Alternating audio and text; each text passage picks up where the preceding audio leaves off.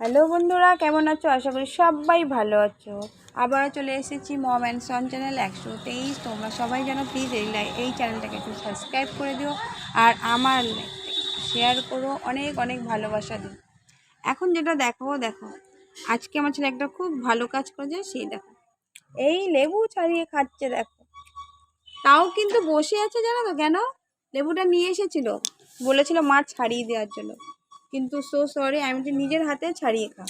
দেখো, লেবু নিজের হাতে ছাড়িয়ে খাচ্ছে। দেখো, দেখেছো তো? এটা মনে হয় আমাকে দেবে, দিবি? দেবে অনেক, তাও দিতে ইচ্ছা করছে না, তাও দেবে। ঠিক আছে, আমিও খাবো ওর সাথে সাথে লেবুটা। আর তোমরা কেমন আছো বলো? আর শীতকালে কমলা লেবু খেতে কার না ভালো লাগে? আমার তো ভীষণই ভালো লাগে, আমার কেন সবারই ভালো লাগে। আর এই যে একটা লেবু, তোমরা চিন্তা করো, একটা লেবু কেউ ছাড়িয়ে খেতে পারে না?